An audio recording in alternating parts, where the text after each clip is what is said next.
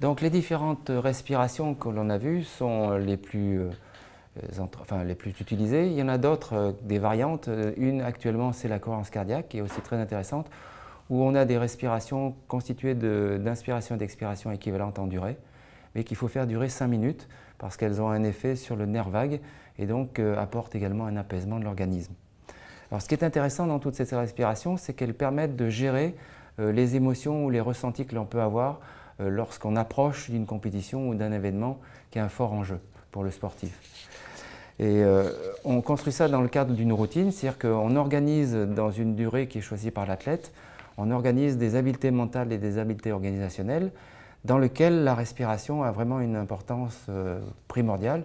C'est-à-dire dès l'instant où des ressentis apparaissent, ça peut être une émotion de peur par exemple, eh bien, on va mettre en place une respiration qui, selon les athlètes, va être différente. Ça peut être une respiration qui va être apaisante, relaxante ou au contraire dynamisante parce que la peur a tendance, pour certains, à les ramollir, à faire en sorte qu'ils aient la boule au ventre ou des jambes qui soient ramollies. Donc c'est en fonction des ressentis que l'athlète a qu'il va mettre en place une respiration qu'il aura apprise auparavant pour que cette routine puisse être la plus performante possible. Le but étant de gérer les émotions, gérer le stress, pas l'enlever parce que c'est impossible, mais la respiration sera là pour mettre l'ensemble des ressentis de cet athlète à un niveau le plus optimal pour qu'il entre dans la compétition au maximum de ses possibilités. D'abord, il les apprend, il va sentir les effets que les respirations ont sur ses comportements à lui.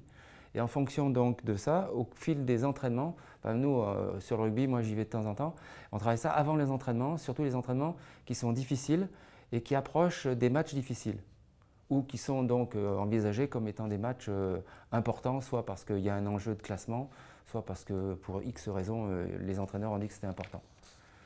Et en fonction de cette mise en place, ils apprennent donc à gérer, à se connaître eux-mêmes et à gérer donc à la fois sur le… Il y a deux choses, il y a le stress, qui est lié à la date du match ou de la compétition et qui fait qu'il y a des réactions organiques qui vont se mettre en place, différentes selon les individus. Il y en a qui, au contraire, le stress va les booster.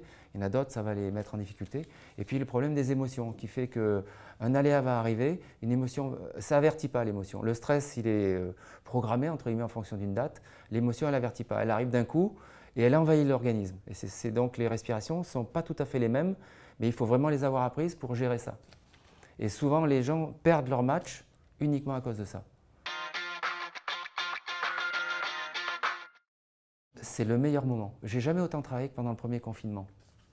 D'une part pour les respirations, mais surtout pour trouver quelle est la respiration, quelles sont les respirations qui vont me permettre de m'apaiser, surtout lorsque j'apprends qu'il y a des compétitions qui sont annulées. Les Jeux Olympiques, par exemple, de Tokyo, ça a été une catastrophe pour certains.